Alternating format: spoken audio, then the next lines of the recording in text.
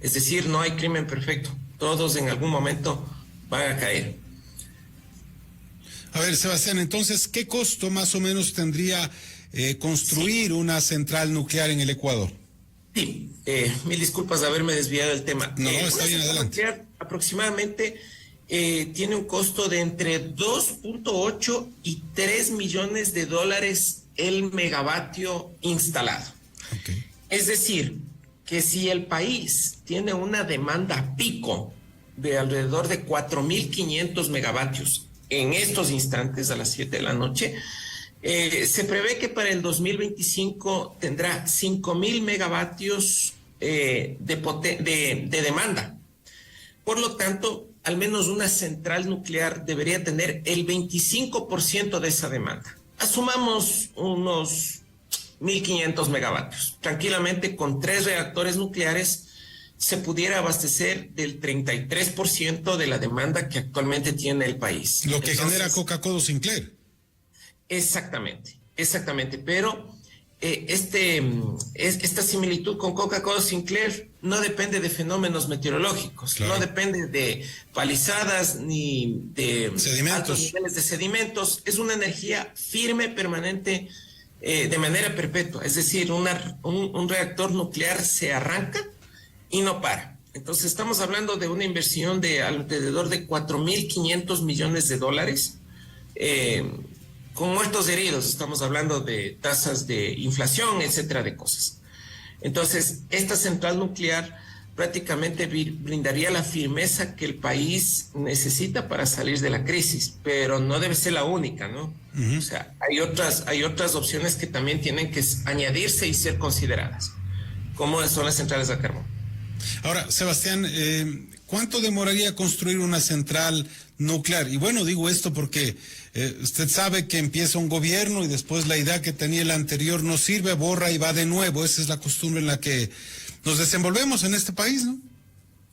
A ver, viene otro gobierno y borra y va de nuevo, es por un tema de egoísmo y también falta de el equipo técnico que debe acompañar a los gobiernos que están ejerciendo en ese momento.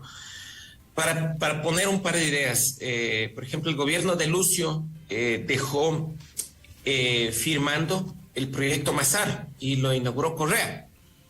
La historia no miente. En 10 años Correa dejó haciendo Coca-Cola Sinclair, pero eso no fue suficiente. Y fue haciendo no del todo bien. O sea, está funcionando, pero ha sido por reparaciones que ha hecho el personal de trabajadores de SELEC. O sea, más bien hay que agradecer a SELEC y a Hidroagoyán, que ha reparado todas los rodetes, inyectores y todos los elementos de las turbinas de Coca-Cola Sinclair, si no estuviera parado. En el caso de una central nuclear, nosotros estamos hablando de un tiempo de construcción de aproximadamente por cada reactor de alrededor de unos 6 años, alrededor de 6 años, incluida la etapa de pruebas y puesta a operación. ¿Por qué? Porque son equipos de extrema seguridad que deben estar estas centrales instaladas en la costa, porque necesita una gran cantidad de agua para enfriar los reactores y no solamente es la construcción de la central, sino también de las subestaciones, las líneas de transmisión, que mínimo tienen que ser a 500.000 voltios. Entonces es toda una infraestructura. Ahora, lo que la ciudadanía se va a preguntar, ¿y de dónde la plata? Porque usted está diciendo 4.500 millones de dólares, es una barbaridad, ¿no? Entonces, suena interesante. Ese dinero necesariamente tiene que ser un mix de inversiones junto con el Estado ecuatoriano. Es decir, hay que cambiar el actual esquema del sector eléctrico ecuatoriano, el cual es estatista, y permitir que con la reforma de la Ley Orgánica del Servicio Público de Energía Eléctrica y reformas a estas regulaciones tramposas de la Agencia de Regulación permitan que se combine capital privado con capital público, es decir, concesión del servicio de energía eléctrica a una empresa privada necesariamente extranjera con experiencia que pueda brindar estos servicios al más bajo costo. Es decir, el Estado tendrá que abrir un abanico, ¿sí?, de oferentes que puedan brindar al menor costo este tipo de energía, que sí los hay. O sea, sí hay interesados, pero cuando se cumplan varias de estas condiciones, incluida la seguridad jurídica y la estabilidad, en este caso, del quien esté ejerciendo el poder en el Ecuador. Sebastián, se ve que la construcción 6 años, debe haber un compromiso no de gobierno, sino de Estado, y eso preveyendo lo que se viene, la mayor demanda, y tener una energía que no dependa de si llueve o no llueve. Eso en el ámbito de la central nuclear. Ahora, en las de carbón, ¿qué costo tendría? ¿Qué potencial de generación en megavatios? A ver, las centrales a carbón, la fuente de carbón viene a impulsar una turbina que es con vapor de agua, igual a la termoesmeraldas. O sea, en lugar de, pensemos que una central térmica con vapor de agua es una olla de presión. Es una olla de presión en la cual necesito calentar el agua. Entonces, como el tren tradicional, ¿no? Ese vapor saturado, exactamente, es con fuel oil, que está justo al lado de Refinería Esmeraldas. O sea, qué gran desperdicio. En lugar de exportar ese combustible que tiene un costo mucho mayor que el carbón, nosotros mismos lo estamos quemando y lo estamos consumiendo. Pero bueno, se pueden implementar este tipo de centrales igual en la costa porque hay un tema de logística, del transporte. Entonces el carbón tiene que, si es que lo compramos a nuestros vecinos, que sería lo más barato, tendría que venir e ingresar por los puertos. Y en los puertos, prácticamente muy cerca de los puertos, tendrían que estar ya las centrales para el consumo de este gran combustible. Estas centrales aproximadamente toman unos 3 años de construcción, entre 3 y 4 años. Recordemos que hay técnicas nuevas de construcción en donde vienen varios de los elementos preensamblados. Por ejemplo, la central térmica Esmeraldas fue hecha, inició la construcción en el año 1979 y en el 82 ya fue puesta en operación y ha durado casi 42 años, cuando el tiempo de vida útil de estas centrales son de alrededor de 30 años. Entonces, eso significa que resisten mucho, que funcionan bastante bien, pero tienen que ser la fuente energética, eso es lo que quiero que entiendan, la fuente energética tiene que ser de un recurso lo más económico posible y obviamente con las tecnologías que hoy poseemos prácticamente ya no hay contaminación. Sebastián, ¿y el costo del kilovatio de la central de carbón? El costo del kilovatio en centrales a carbón está alrededor de los 7.5 centavos el kilovatio hora. Pero estas otras centrales, o sea, tienen un costo mayor. ¿Por qué? Porque hay que hacer un procesamiento de, en este caso, el petróleo para obtener sus derivados de hidrocarburos, ¿sí? Hay que mencionar algo, por ejemplo, las centrales que son a gas como Termogas Machala, ¿sí? Deben aprovecharse el recurso energético porque es un recurso que no está siendo de alguna manera transformado. Tal vez lo que se interviene en un transporte, si es que es a gas a través de gasoductos, ni siquiera es una licuefacción. Entonces, ¿cuánto le cuesta producir al Estado ecuatoriano gas natural? Le cuesta prácticamente cero. ¿Por qué? Porque no hay un proceso petroquímico en el cual esté involucrado un cierto tipo de conversiones, sino que simplemente el gas ingresa a los quemadores para igual mover esas turbinas que son a gas. Pero en el caso del petróleo tiene que ser de alguna manera intervenido y esos costos son altos.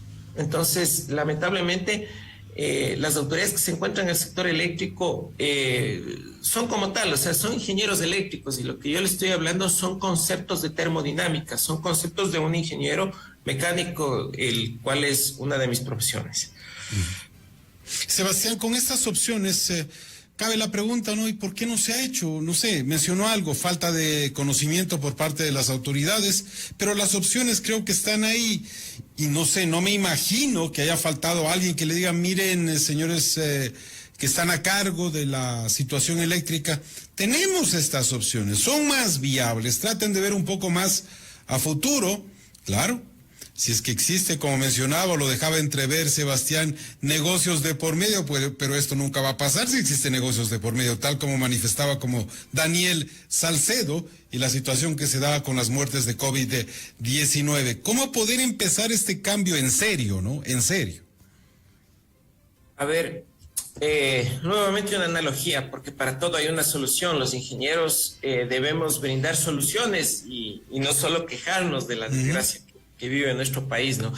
O sea, un paciente oncológico, por ejemplo, si tiene un carcinoma pulmonar, lo primero que tiene que hacer es dejar de fumar.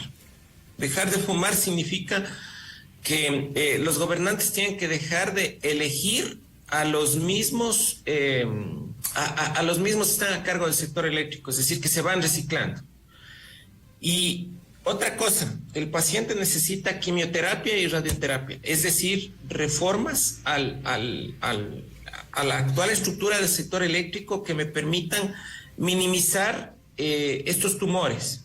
Pero al tumor también hay que extraerlo y la única manera de extirparlo es sacar a toda esa gente que lamentablemente se da las vueltas en el ministerio, empresas públicas, distribuidoras, generadoras, agencias de regulación. O sea, a mí no me corresponde el juzgar quiénes son, porque todo, o sea, la opinión pública ya lo conoce, ya saben quiénes están ahí.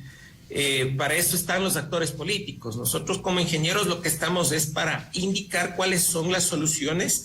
Y parte de la solución, sí, efectivamente, es este cambio. O sea, mientras no exista este cambio y no se reforme el mercado eléctrico ecuatoriano, lamentablemente, el país seguirá en una involución, seguirán quebrando, seguirán a pérdida.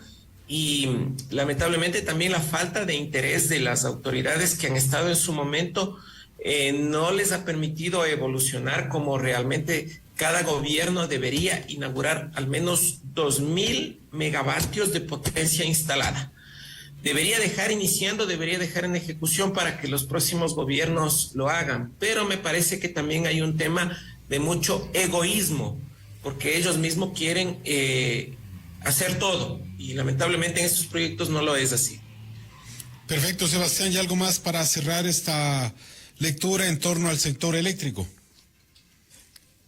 Bueno, posiblemente logren disminuir los apagones entre octubre, pero en noviembre es inminente. Es inminente porque la demanda va creciendo, es una demanda voraz y al menos yo pienso que por lo menos habrán un par de horas en noviembre. Masar ayudará a mitigar esta crisis, al menos para octubre, pero en noviembre es una época todavía de sequía. Diciembre todavía lo es y difícilmente los 110 megavatios más los motores que están instalando en algunas subestaciones de la costa difícilmente se va a mitigar. Igual en el 2025 es inminente los apagones porque no tienen grandes proyectos de energía firme y justo les tocará en época de campaña los apagones, así que veremos qué es lo que sucede más adelante.